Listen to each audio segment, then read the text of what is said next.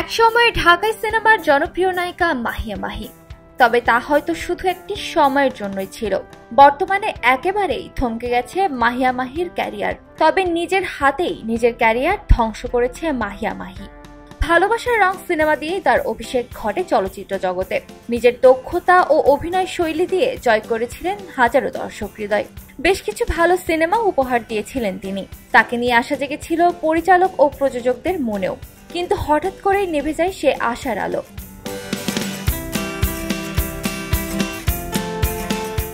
মাহিয়া মাহির নিজের ক্যারিয়ার ধ্বংসের পেছনে প্রধান কারণ ছিল রাজনীতিতে যোগ দেওয়া।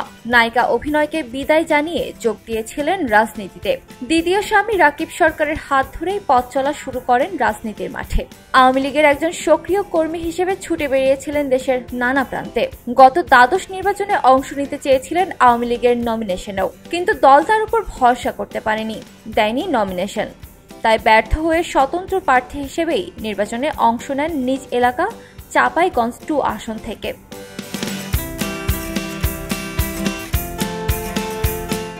কিন্তু ফলাফল শূন্য। টাকমার্কা নিয়ে নির্বাচনে অংশ নিয়ে হারের স্বাদ নিয়ে মাঠ ছাড়েন এই অভিনেত্রী।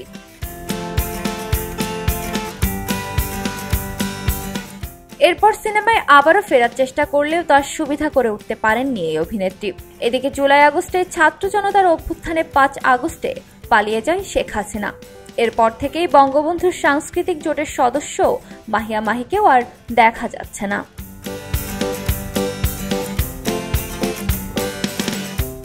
বলা যায় নিজেকে আড়াল করেই রেখেছেন তিনি। নতুন কোনো সিনেমার কাজও তার হাতে নেই, এমনকি সবিজের কোনো আয়োজনেও তাকে আর দেখা যায় না। মাঝে মাঝে সামাজিক যোগাযোগ মাধ্যম ফেসবুকে তাকে সরব হতে দেখা যায়। সামাজিক মাধ্যমে প্রায় তার ছেলের সঙ্গে ছবি শেয়ার করেন তিনি। তাতে অনুমেয় যে ঘরে বন্দী এই নায়িকা এখন সন্তান সংসার নিয়ে সময় কাটাচ্ছেন।